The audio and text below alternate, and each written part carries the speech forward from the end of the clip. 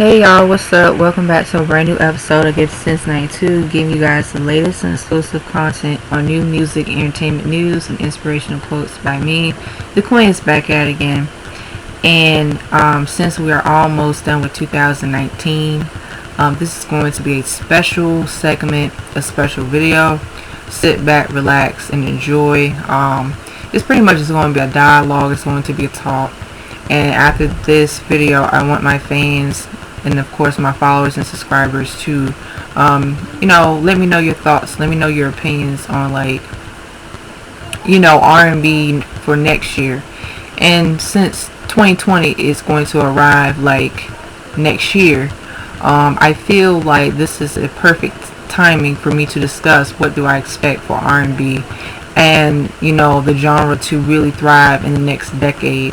What I mean by that, I mean by artists really, having this passion and doing it for passion and really love the art and the music and foundation. Now I'm going to be blunt and I'm going to be very honest. This year's music, it was lackluster to me. I mean, overall it was okay, but I would say this year and even maybe a couple years earlier, let's just say 5 years earlier, music, it was okay. And I would say even 10 years ago, music was like in a lot in a better place. But I feel like once we go into 2020, we will get a different perspective and a different outlook on R&B. So right now, R&B right now is like the trap R&B, the autotune singing R&B. It's really like a lot of autotunes, a lot of trap infused with the hip hop, the mumble rap, and all of that above. Now I'm here for people experimenting with their art. Be creative. Do not be afraid to express yourself. But the sound of trap and R&B music has gotten redundant. And like I said, I'm here for new sounds. I'm here for new artists to really do their thing. And also I'm looking forward for the R&B artists that really have the talent, and they really have it, just that I want to see them shine more. And I do not want this to have be this popularity contest, which it has been for a couple of years. I think that artists deserve to shine, and I don't really care for this people not being able to have the ability to not have the mainstream. I just feel like mainstream right now is not really in a good place. No matter how people can say it, or no matter how people may not be able to see it as of right now, mainstream music is not in a good place. And here's why. Because for one thing, the radio is so oversaturated with generic trap music, pop music, generic music overall, except for country. Now country has always been they have always been getting their stuff together, but R&B has really struggled for a while, and people are really excited for what 2020 has to bring for next year. And also they're excited for the artists that will bring their A game with their music next year.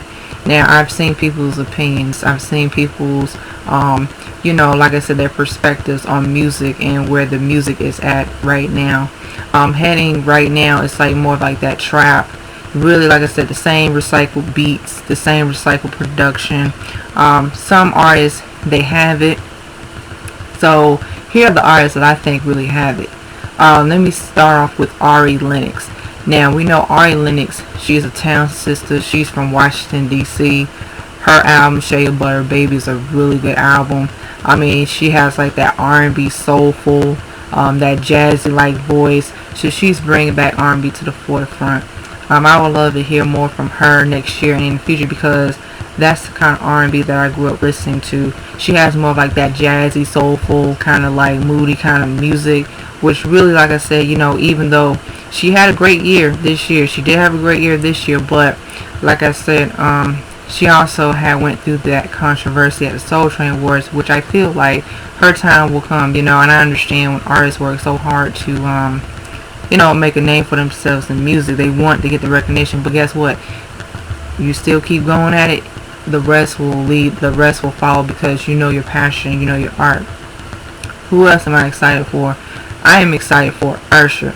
Now Usher came back with his new single, Don't Waste My Time, featuring Ella Mai. Those two, they did their thing. I love the vibe. I love the chemistry, the sound of the record. It has like that early 2000s nostalgia of like R&B and soul, but it's like that up tempo. The production is really, really cohesive, very smooth. That up tempo R&B, and Usher pretty much and Ella Mai, they brought that record to life, but they gave it a modern twist where it's like that's the kind of R&B that I grew up with. It reminds me of like his earlier works, and Usher pretty much is an underdog. He's a legend, an icon. Really, Usher, we gotta give Usher his flowers because people have really underestimated Usher throughout the years. Now I know there's only one Usher, and I understand when it comes to like R&B music, Usher pretty much got a hands down. Nobody can't be Usher, and I'm seeing some like the younger generation that kind of look at Usher like, oh, he's old, like, and they listen to their current favorite artists, but hey, it's their opinions. I'm not here to drag. I'm not here to like, get all whatever because you like who you like. But when it comes to Usher's artistry, me growing up with Usher, I was so fascinated by Usher. To see another black R&B male artist dominate the airways in R&B and pop, Usher, he's one of a kind. Usher is a gem. And really, when it comes to, like I said, some of these new male artists nowadays, they just lack the substance. I really want to see more male R&B black artists have substance, have that showmanship, really love their art, create a new sound, set trends, really push the barriers of crossover between R&B and pop. Because really, Usher pretty much laid the foundation and laid the blueprint of like, artists like Chris Brown. And even Chris Brown, like I said, I really think that Chris Brown is another artist that I've seen really grew up on, and he's been doing his thing. Now, aside from all, that drama and stuff, but at the end of the day, Chris Brown's pretty much done his thing in music. I feel like Chris Brown's music nowadays is just lacking more of like that extra kick. I feel like Chris Brown can get back to the Chris Brown where, not to say, like I said, that Chris Brown is not still there, but I feel like, when I was listening to Chris Brown really, he took like to the full, like it's almost like the torch was passed on to Chris Brown to give back like the live thrill performances and his energy and like his swag and just, going all in for the kill. And really, Chris Brown's artistry is really good. He has grown as an artist, but I think Chris Brown, the only thing is so sad because Chris Brown's, it's the lack of like Chris Brown setting trends. He has done it before, but he unfortunately kind of got too caught up in like trying to chase the trend of trap, and I kind of want more of like that nostalgia and mysterious mystique Chris Brown to come back and even carve a new sound for himself. But overall, I think like Usher and Chris Brown, they're pretty much neck and neck. They're pretty much like, I don't like saying the last of the R&B male artists, like the black artists, black male artists to really like carry on like that tradition of like singing and dancing, because I want more of them to come in the future. And this is the thing which is so scary because we don't see a whole bunch of like Ushers and Chris Browns, just like we never saw a whole bunch of Michaels and Janets and Beyonce's, and Sierras and like Aaliyah's, Tinashe's, Maya's. I'm just keeping the ball going because it's a whole bunch of great talent. Also Omarion's another one. Like, he has always been doing damn thing in R&B music. I think he's such a very underrated male R&B black artist because Omarion also pretty much, he carried the torch of like the singing and dancing, pop locking, and really it's like now within the next how many years, I don't even know. Like I said, I want more of them to emerge, and I want more of them to create their own sound and own like lane and stay the greats, and all of that. And this is why I feel like R&B in the next decade of 2020 and beyond, people need to step their game up. I want to hear new sounds. I want to hear live performances. I want to see more live performances. Now, I want to see live performances where artists are able to sing on beat, dance on beat. They can sing on note. They're not sounding off key, and really making sure to practice on their vocals.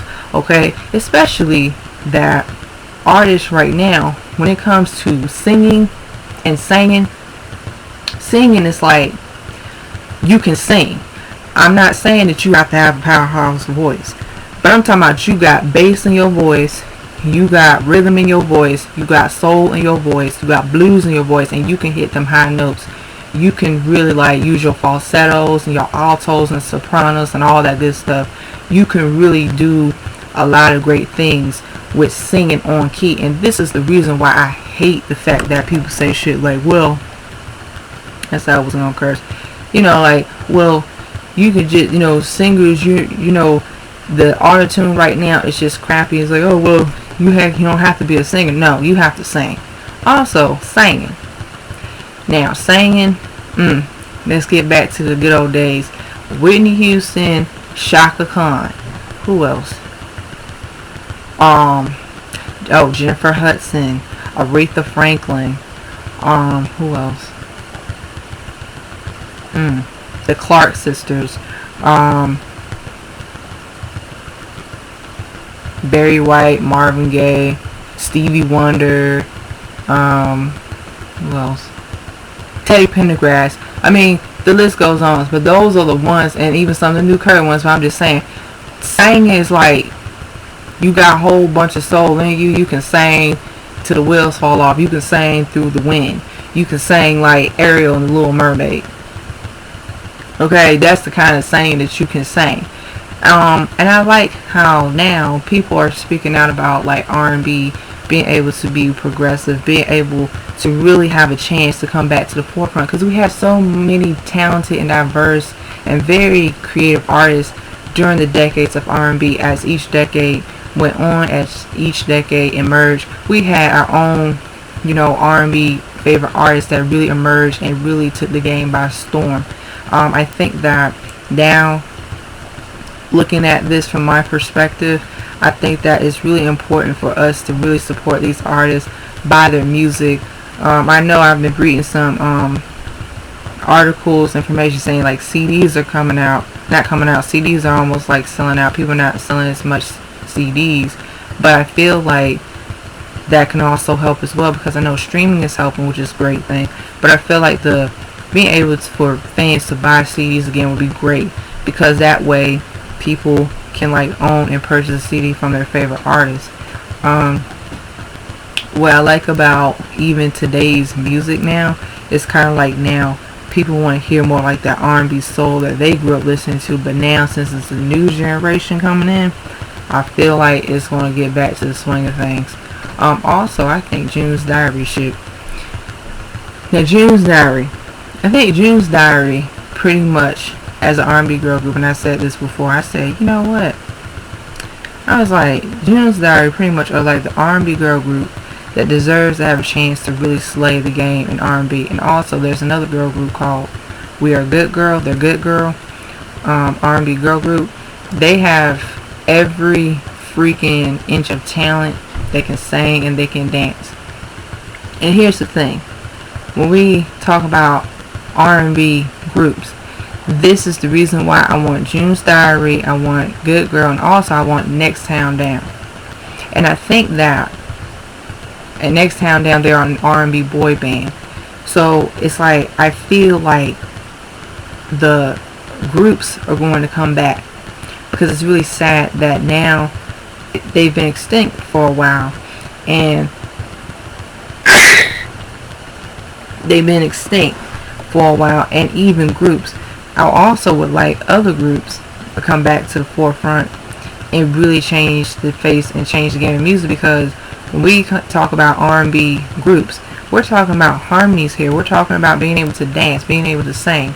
But the issue is, everything now is like, either you have to be some mumble rapper or auto-tune rapper, and really these record labels, they don't really invest in groups as they did before. Now, I feel like even going independent, the best route is going independent, because June's Diary, they are independent. They are very dedicated, and please support June's Diary, because I have to be honest, it's been a while since we had an R&B girl group, because the last R&B girl group that came out years ago was Destiny's Child, and I'm a huge Destiny's Child fan to this day. I think that June's Diary are the next, ones in line to really, change the face of music. Because when it comes to R&B and soul music, I'm not talking about just the traditional R&B soul music. I'm talking about like creating a different sound, R&B soul, pop, alternative.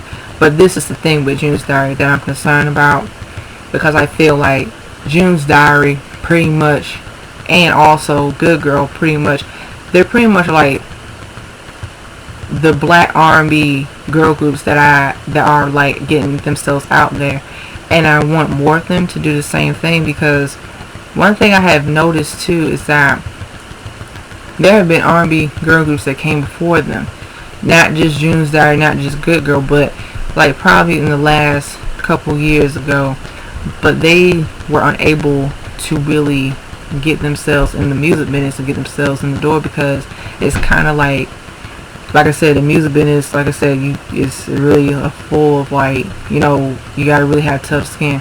But the issue that I think is not those artists' fault, because they had disbanded. They just wasn't able to connect with their audience, and also I feel like lack of consistency. And I think that, the way how I look at it, I think that also the digital age of the internet, really they didn't have enough of the right teams and solid management.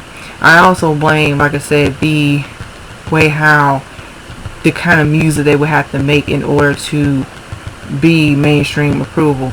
But I think June's Diary, now I'm going to talk about June's Diary, because I believe in June's Diary, because Junebug fans, we go off. June's Diary fans, we call ourselves the JD Squad, Junebugs, at hashtag JD Squad and the Junebugs. And I think that June's Diary pretty much, they're going to really make it in music. You know why? Because their vocals down pat. No one right now is singing like them. No one right now is singing like them. Well, actually not singing. Right now, no one is singing like them. You know why? Because when we talk about R&B groups, we're talking about singing or singing. Both. If you got talent, you can sing or sing. It doesn't matter. You are vocalists. The thing about June's Diary is that June's Diary are pretty much able to really give people like the essence of like Destiny's Child, En Vogue, Escape, what's the other popular girl group? There's a whole bunch of them, but those are the main ones that they've been compared to in a good way. It's like they have crafted a sound where people know who June's Diary are. But the thing is, because of people not being able to really right away, they're not really grasping onto them as much. It's because, like I said, everything else that's been going on, and because like such as me be Pacific, like oversaturation of radio on mainstream airplay. Now I'm gonna tell y'all something. I feel like mainstream radio needs to get back to the days where I grew up. Period. When I was coming up, I was born in '92, so I remember like it was yesterday. I basically grew up in an era where the early 2000s music and R&B, those artists that came after the 2000s, the early 2000s, they redefined a genre, they redefined a sound, they really took a lot of risks, they really created a sound that was so innovative and very like nostalgic, where a lot of the artists were able to connect with their audiences. Many of those artists, they also had record labels that supported them, period. Even though there was some discrepancies here and there, but still the record labels still cared back then. And also they had a good budget, they had the right team, they had the right management. Then we had 106 & Park. We had shows like that to promote R&B artists and also hip hop artists, and being able, and also pop artists too, because pop artists were able, they did the crossover of like pop and R&B. But those were the times of music that was exciting. See, now today it's like it's boring, because I don't really watch really, see, the issue is the reality TV done took over. That's why. And I think the reality TV done took over so much to the point where even some of those artists that get on those reality shows, some of them, like some of them trying to get in the music business, some of them trying to make a name for themselves, make a household name on reality TV. Now, some artists that made a name for themselves, it worked in their favor, like K Michelle, Cardi B, Remy Ma. Yeah, pretty much. But the rest of them, they were unable to do it, and I feel like that's good. I mean, take a chance, but if it ain't working for you like the first season, then you gonna have to pull back. You gonna have to be like, you know what? Let me just go behind the scenes. Let me focus on my music. Let me get my creative zone. And really, it's a lot of that BS and drama that goes, that goes along with the reality TV. Because then people be like, well, you're here for the drama. Well, you say you're here for your music, but you're always in drama. But I feel like these artists who really are passionate about music, they need to stay in the lane of music. They need to stay in the lane of music. They need to create their own sound. They need to make sure that they know their worth as artists. And please, one thing that's very important, take control of your music career. You've got to know what kind of artist you are, what kind of artist you want to be, what kind of sound you want to go. And also, and I'm going to tell y'all something, it's going to be a rant. It's going to be a rant. But you know what? I'm not going to mention that person's name, but this is going to be a rant. Because I don't want any other artists to go through the same thing. Because out of respect for that artist, I'm a huge fan of that artist too. But when you have created a sound that works well in your favor, your signature sound, please protect it, because you never know. I've heard stories of other artists stealing other artists' sound. Some of the producers gave their sound away. And listen, there's nothing wrong with like working with different artists as a producer, but it was pretty much for like more of like the money and investment. And unfortunately, some artists, their creativity was being discredited because it was almost like, wow, I created a sound that worked in my favor, but other people started ripping it off, started taking it and borrowing and all that. And I didn't, at the end, in the long haul, I got a short end of the stick because I was still fighting for my art. I was still fighting for my sound. And like I said, it happens. But that's why I think that people really need to be aware, especially if they're studying music, they want to be musicians. Please know the music business. Please take music business classes 101. Please make sure you know who you are as an artist. You have to know who you are as an artist and who you want to be as an artist, because like I said, not everybody knows what's best for you as a musician. Also make sure, like I said, you have more than one skill. If you can sing, you can sing, please work on like being a songwriter. Write your own material, write your songs, be creative. Nothing is wrong with that. Put in some investments, finances, in starting a record label, starting a record business. And I'm gonna tell you something, these record labels now, really, people have been really stepping, the plate with like making sure that they are not going to be under control of a record label. Because some artists, they have been on record labels and they moved on. Now they're signed under their own record label. They're independent artists. Also, they're into the makings of like, putting out their own music. So they know who they are as artists, as musicians, as songwriters, and being able to really focus on, okay, this is what I want to do with my music. And that's a great thing, because you know what? You don't have to be on a major record label to be successful or to get the accolades or whatever, like the success. Actually, the accolades is success. But I think the independent route is the better way to do it, because artists have the ability to own the independent record label, put their music out. Some people, they even got to own their masters.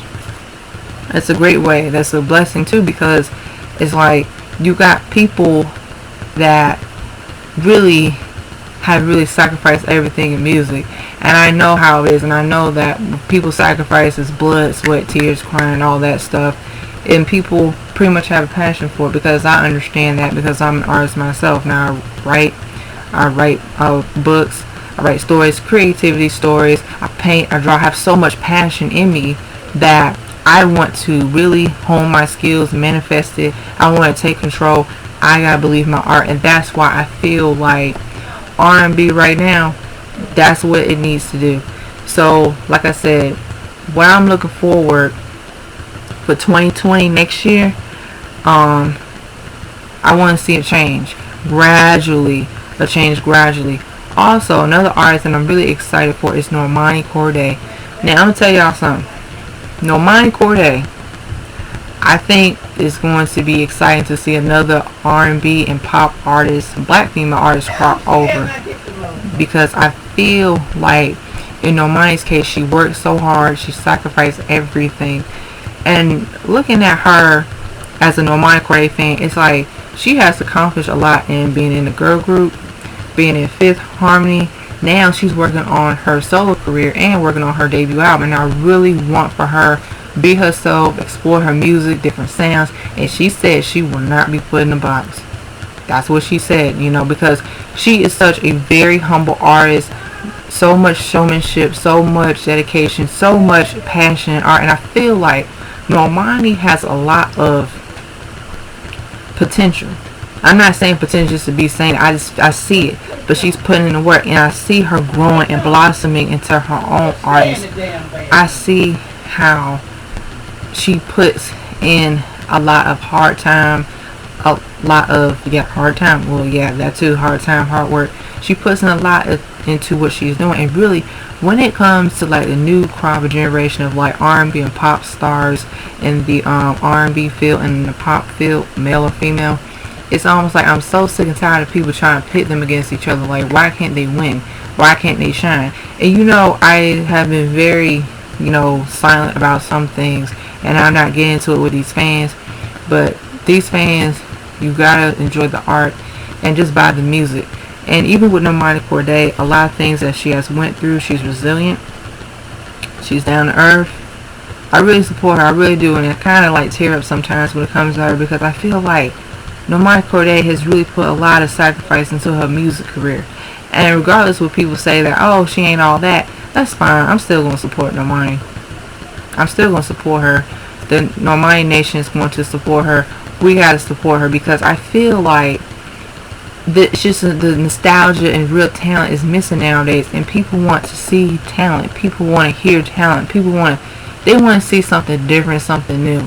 And I really don't like, as much as I will always say, I don't like the mediocre of like generic trap beats, generic pop beats, generic, the artistry is just not really clicking. And I think that in Normani Corday's case, she can really manifest and take control in her artistry by, one, she can create a sound with different producers and work with different producers in order for people to know, okay, that's Normani Corday. Yeah, this is Normani Corday, because she's done that with Waves, Motivation, Love Lies, and Dancing with a Stranger.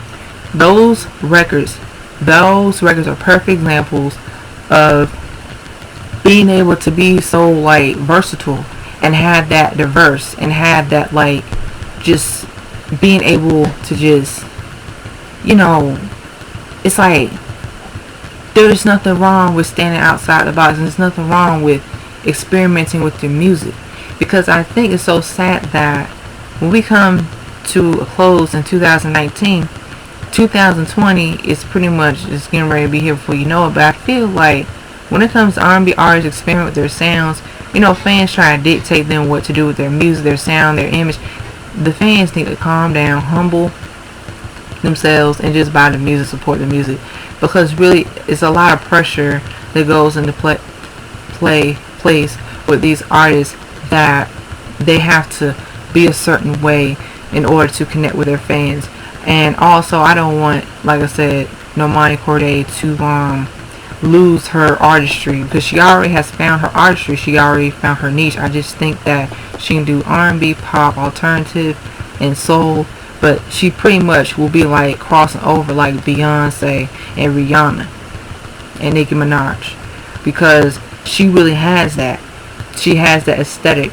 she has that appeal. She has a lot of that, like, okay, cool, you know, I can be able to create music that really represents who I am as an artist. And that's why I'm tired of like people trying to box black artists in one genre. Oh, they gotta do this, do that. No, we want to see a variety.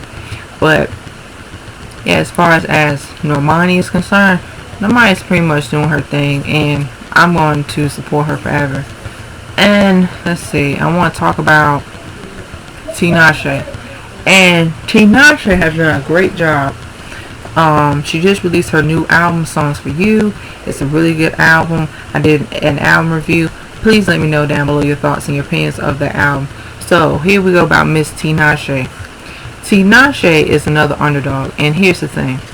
Tinashe basically is back to her roots, her artistry, and people are now aware of who she is more as an artist, because unfortunately when she was with her old record label, they really restricted her sound. They really want to strip away her sound.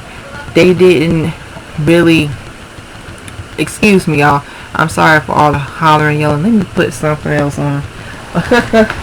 My family going cray cray. Okay, so my fam's going cray cray. So I'm gonna push this video. So anyway, Tinashe basically, she really has had her comeback this year, because Tinashe had really had to fight for her music and her art and her artistry. But this album, Songs for You, has gotten a lot of, like, you know, critical acclaim, has gotten a lot of acceptance. I'm sorry, what's the word? Anticipation, critical acclaim, and she's gotten a lot of support. And that's the thing. Tinashe, it wasn't that Tinashe never had talent. It wasn't that she didn't know what her sound was, but it was the fact that the label, like I said, when it comes to these record labels, you gotta be very careful as artists, because artists gotta know that, you know what, especially a sound that they created, some of these record labels, they're in it for the money, they're not really in it for the art. So Tinashe was pretty much, she had to go back to the drawing board with her sound and really go back and create music that really represented her and her artistry, and she really made her fans happy. And I'm very proud of her for sticking to her guns, because when it comes to her artistry, it's like you can't put her in a box. She's not just R&B, she's not just pop, she's not just alternative, but her sound is very organic, it's original, it's innovative, it's unique. And that's why I like how her fans would say stuff like, they would be like, yeah, you know, she's like a chameleon, you know, we can't put her in a box. And I like that independent artists now are taking control of their destiny when it comes to their music, because now it's like they're not going to go by what the music, you know, standards, or they're not trying to go by what the trends in music. They want to set their trends. But Tinashe's new album, Songs for You, is a really good album. I really love it. I really enjoy it, and I think it's a really dope piece of work. I think she did a great job with this album. I like how she was able to, like, really develop her own sound and really get back to the swing of things, and not be afraid to say, you know what, I'm taking it to another level. I'm taking it one step at a time. I'm taking it to a, you know, another notch. And really, this album, a lot of people love it. Her fans love it, and even she has gained new fans too. So that's really cool that she really was able to really, like, be like, okay, this is why I know that with this new album, this is who I am as an artist, you know. And I like how artists are not being afraid. They just gonna do whatever they want to do. Like, when it comes to their artistry, just go for it, because it's too much of this politics and this bias and BS. And I look at other music critics and they say, you know what, we missed the days where music was diverse. We missed the days where R&B was diverse. We had different artists, different talent. We had a lot of variety. But now, people want to see more of that. People want to see more of the future. People want to see more of, like, the versatility and diverse and all that great stuff. But overall, here's what I expect for R&B artists to do. I want R&B artists to really, like I said, you know, take it further, take their time, perfect their craft. Don't rush, you know, your art, because when you feel it's right and you seasoning it, well, it's like cooking. Got all the ingredients, you gotta take your time. You gotta like, just bake it in the oven and make sure that it's the best piece of work that you have ever done. It's the best piece of work that you put in the work, and you make sure that you go for with a sound that really works well with you, because that's why everything now is so oversaturated. It's very like redundant. Everybody sounds the same. So now I want, from next year 2020, I want artists to really, like I said, be original, be inspired by other artists, and also credit them and cite them and all that great stuff, and just go with it, and don't be afraid. Like I said, you're gonna have naysayers, but as long as you believe in your art, that's all that matters, whether people like it or not. And the fans that rock with you, they gonna rock with you. But that's all I have to say. So that's what I look for 2020 next year in R&B. Please let me know down below how you guys really feel. Please let me know your thoughts, your opinions. Please not be afraid to like, share, comment, and subscribe down below. And as always, guys, stay tuned to the next episode of Get Sense 92, Dragon Ball Z narrated reference. Peace, bye-bye, and as always, here's a girl signing out. This Super Saiyan is out.